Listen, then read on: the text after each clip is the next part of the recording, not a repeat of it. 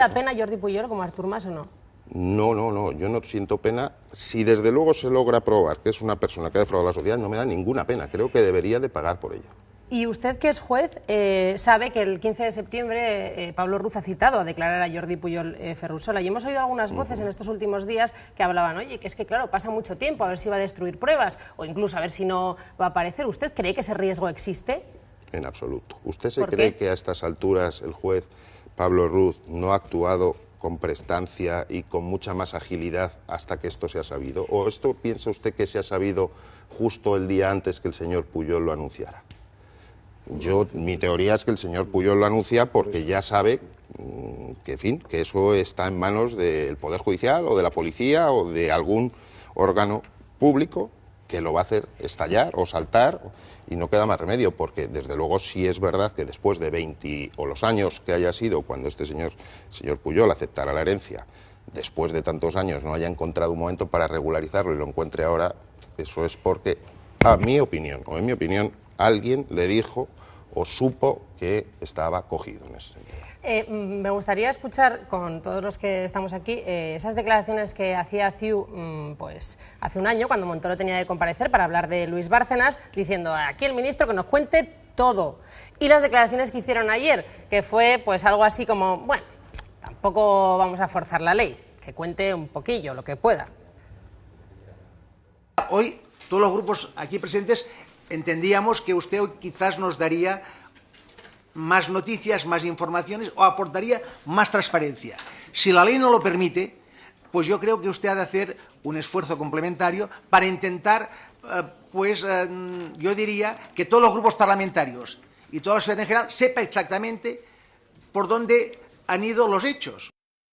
¿Hasta dónde puede llegar el ministro de Hacienda en una comparecencia parlamentaria? ¿Puede hablar sin tapujos? Yo creo que puede hablar y debe de hablar sin tapujos, sin revelar datos que sean secretos y que por lo tanto podrían incurrir incluso en un delito de revelación de secretos. Creo que no puede revelar fuentes, no puede revelar seguramente cifras exactas o mecanismos, pero sí puede revelar el resultado final. Sí. Yo creo que sí. ¿Por qué no? Yo puedo contarle a usted cómo ha ido la sentencia que he dictado, pero no le voy a contar nunca cómo he llegado a esas conclusiones o de dónde me ha venido esa información. Eso es lo que yo no puedo revelar.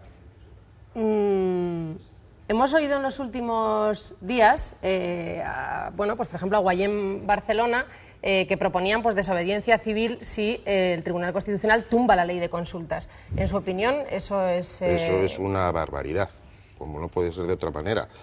Cualquier desobediencia por sí misma ya es algo contra ley, y si hay algo que yo respeto siendo juez y siendo ciudadano, siendo socialmente un ciudadano, es la obediencia a la ley. Otra cosa es que se intente cambiar la ley. Por lo tanto, si se cambia la ley, estaré también siempre dispuesto a defender la ley que haya sido resultado de cualquier proceso, primero electoral y luego parlamentario, legal. Ahora, desobediencia de la ley instituida en ningún caso. Y entonces, ¿usted cree que si el Constitucional dice que no hay consulta, pues, hay que acatar y punto? Hay que apechugar. Sí, es que esas son las reglas del juego y esas son las normas que nos hemos dado entre todos los ciudadanos. Y si no gustan, insisto, pues para eso están las elecciones. Antes hablaba con Antonio y decía, yo creo que el tema de los cambios sociales, de los cambios políticos, no es una cuestión política. Nadie va a estar de acuerdo, si Podemos, si Convergencia, si Iniciativa, si el PP. Cada uno va a tener sus colores, por así decirlo, y su corazón. Yo creo que es una cuestión social. Y yo tengo una teoría, que creo que en algún sitio ya la he comentado, que es la de las tres I's, que es que el ciudadano, la sociedad primero se muestra indiferente ante la conducta de los políticos, y esa indiferencia le lleva a votar precisamente según su color. Mire, yo soy, de siempre he sido y seré de este partido. Pero esa indiferencia se trastorna o se trastoca en un momento dado en indignación. Y el ciudadano pasa a no votar, no a otro partido, pero a no votar, porque está indignado. Y al final pasa a la tercera I, porque claro, no votar conduce a través de la ley DON a que sigan ganando los mismos grupos políticos, las mismas mayorías. Y pasa a la tercera I, que es la iniciativa. Vamos a tener iniciativa y vamos a cambiar el gobierno, o vamos a cambiar los grupos que mandan, o vamos a cambiar el poder tal y como está. Cualquier cosa que de forma pacífica y con respeto a la legalidad realice el pueblo, tendrá siempre, personalmente, como Daniel de Alfonso, no como director final, mi bendición, por supuesto que sí. A ver, muy brevemente, porque quiero que también le pregunten a las personas que están aquí con nosotros. En los últimos días el país está haciendo entrevistas a jueces destacados españoles y han abierto debates, a mi juicio, interesantes. Me gustaría que usted me contestara brevemente si está de acuerdo o no. ¿Hay demasiados aforados en este país? Bueno, hay muchos aforados, lo que pasa que ahora, por las circunstancias, se critica esa figura, pero desde que yo tengo uso de razón jurídico, el aforamiento no es un privilegio, ni mucho menos, es una garantía de mayor independencia judicial. Probablemente el aforamiento donde más significación tiene es el aforamiento de los parlamentarios autonómicos. ¿Por qué? Porque en este caso los parlamentarios autonómicos van a un tribunal en el que los miembros, o uno de cada 3 miembros, es elegido por el propio Parlamento, de manera que tiene una cierta connotación política. Y como tampoco se excusan de la doble instancia, porque cabe la apelación después ante el Tribunal Supremo de las resoluciones que dicta el Tribunal Superior de Justicia de una comunidad autónoma, pues no tendría esa misma justificación. Pero, que es un privilegio, vamos. Pero no es un privilegio. ¿No? Sí, en este caso es una ventaja, al menos en abstracto.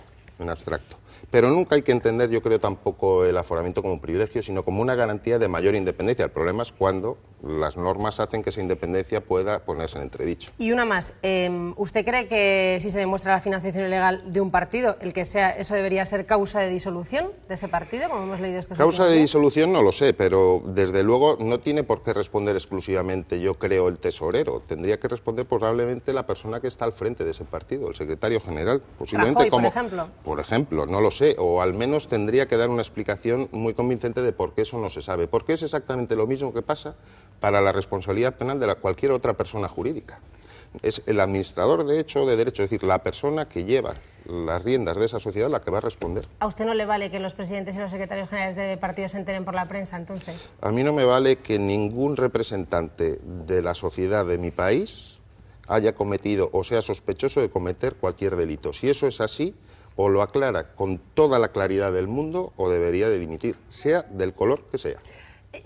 A ver, Barcelona, Laura Jutglar, que aquí, bueno, pues hemos puesto el ventilador en el Parlamento catalán y resulta que hay un partido, la CUP, que dice que si al final vamos a una comisión de investigación sobre el caso Pujol y el presunto fraude fiscal, que habría que llamar también, por ejemplo, a Leo Messi y a Montserrat Caballé.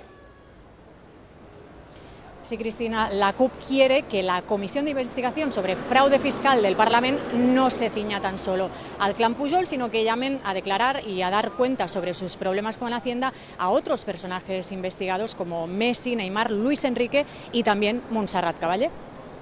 ¿Es un problema sistémico la corrupción en Cataluña, como se ha dicho en estos últimos días? Es un problema en todo el mundo. En todo el planeta es un problema la corrupción y lo seguirá siendo por muchas oficinas, por muchas fiscalías y por tal, porque es algo que está dentro de la naturaleza del ser humano. Eso es indiscutible, absolutamente. Y ejemplos hay desde el siglo XIII hasta, y lo seguirá viendo, hasta que el mundo finalice, vamos. No es una cuestión de Cataluña, ni de España, ni de Europa, es una cuestión que está ahí. Y yo creo que una de las mejores maneras de luchar contra la corrupción, hay dos, por supuesto. Una es la formación de la gente desde las escuelas, la prevención, pero hay otra manera que es muy importante, que es, mire, vamos a ver si de una vez regularizamos y damos carta de legalidad a los lobbies, por ejemplo. Porque la corrupción que estamos, y termino, no me quiero extender, pero la corrupción que estamos viendo y las comisiones de las que se habla es ni más ni menos que para financiar a los partidos políticos, en la mayoría de los casos. Porque los partidos políticos tienen una estructura tan gigante que no pueden sobrevivir ni con las ayudas del Parlamento o del Congreso de los Diputados, ni tampoco mucho menos con las cuotas de los afiliados.